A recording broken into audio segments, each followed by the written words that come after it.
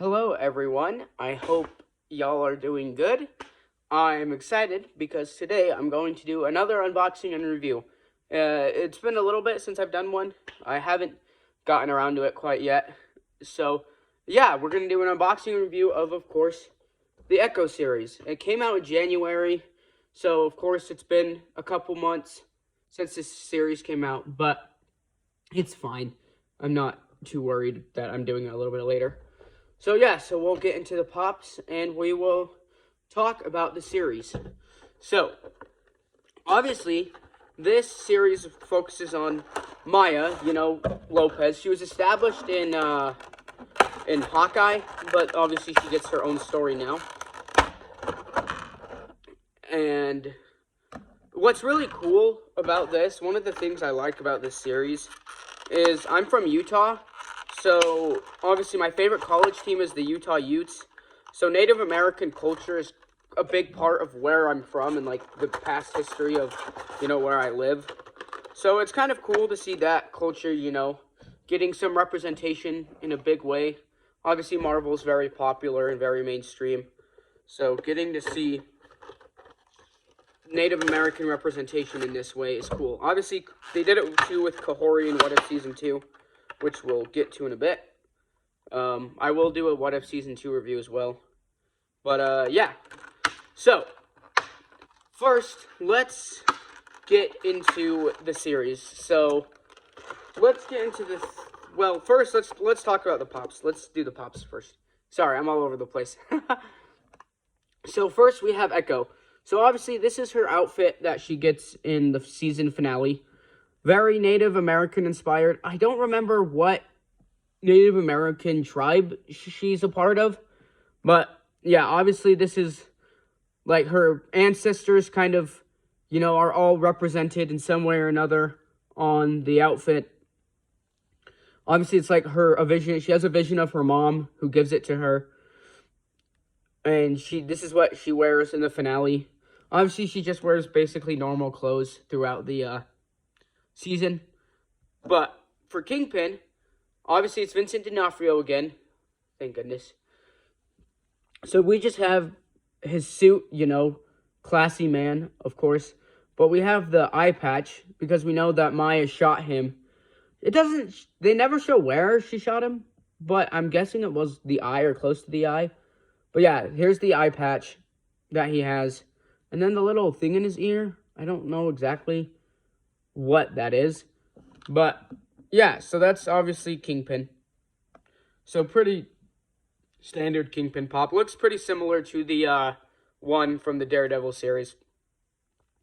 But yeah, so those are the two pops. Pretty cool. I do like Echo's outfit.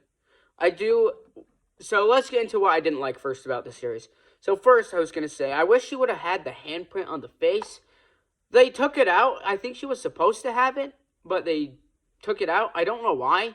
I don't remember if I ever read the reason for it or not, but that's one thing I wish she would have had. It would have been cool. But anyway, so into my review of the series. So first, the things I didn't like. So a lot of the dialogue felt sort of unnatural and weird. It just kind of felt like the characters were kind of not speaking naturally to each other. Felt very just weird. I don't know how to explain it. Very unstructured and very weird. It was very kind of strange. Another problem is that I kind of wish this show would have explained what happened between Daredevil Season 3 to now. Obviously, hopefully we'll get this in Born Again. But just knowing that at the end of Daredevil Season 3, Kingpin was going to prison to where he is now. And obviously, Daredevil is fighting Kingpin's goons again. We learned that.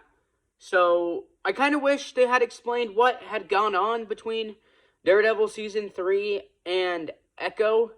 But they don't. So, it's just kind of hopping all over the place without any real explanation. Which is kind of confusing, but it's fine. I mean, it's not a huge deal.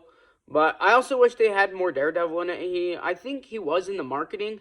he was teased in the marketing a little bit, but he only had one scene, unfortunately.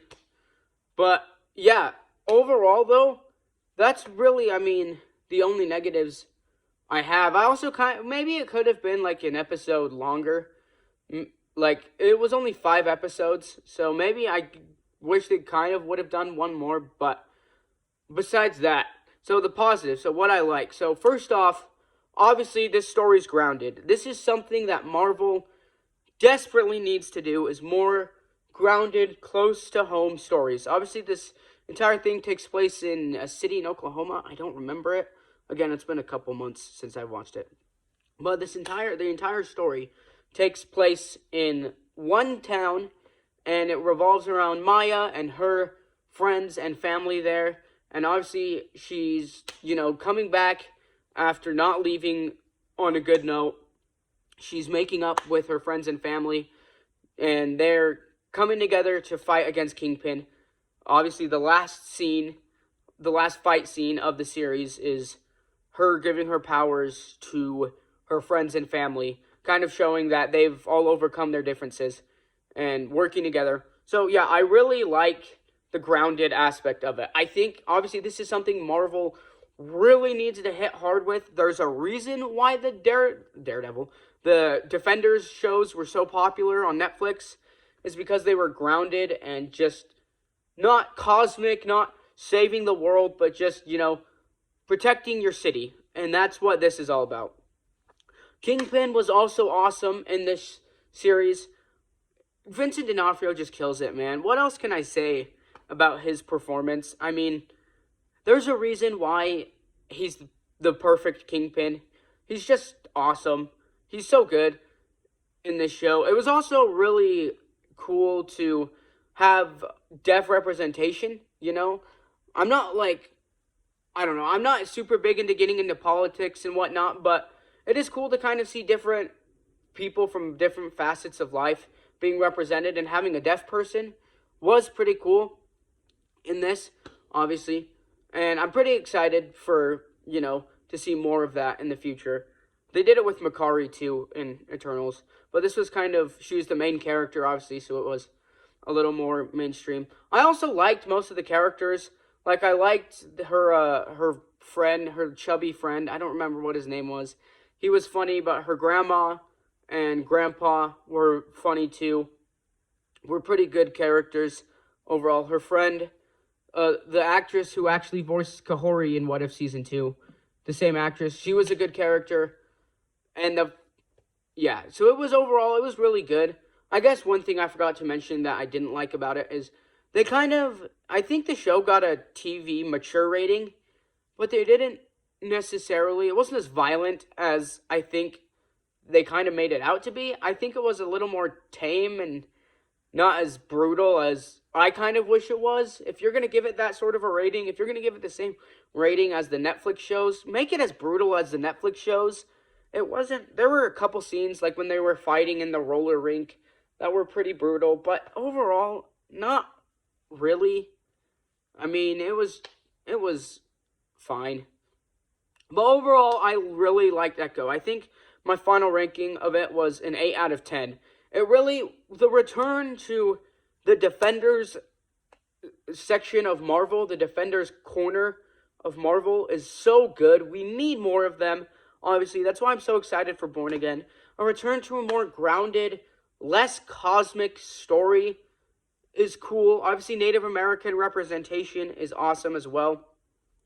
And getting to see Vincent D'Onofrio come back as the main villain of the series was fantastic. The action was really good. Overall, Echo was really good. I'm excited to see more of Echo. And I'm excited to see if she's going to interact with the other Defenders, because I think in Disney Plus, she's now listed under the Defenders. Echo is now listed as part of the Defenders saga. So they would be cool to see if she interacts more with the Defenders and if she becomes a part of that team. Obviously, we'll have to see. But yeah, overall, I really enjoyed Echo. I'm glad that, it was also cool to have every episode drop on one day and not have to wait weeks and weeks on end. I think that's something else that Marvel should probably start doing, is dropping like every episode if it's a shorter series just on day one, just so we can have it there to watch. But yeah, overall, I really liked Echo. I am glad that the Defenders corner of the Marvel Universe is brought back into the mainstream. I'm so excited for Born Again. I've said it 100 times, and I'll say it 100 times again, that Born Again is probably my second most look forward to project. This hyped me up even more for it. So, yeah, and obviously, Kingpin's running for mayor now. If we get a Spider-Man 4, where Tom Holland's Spider-Man fights Kingpin, mind blown. I will lose my crap in the theaters.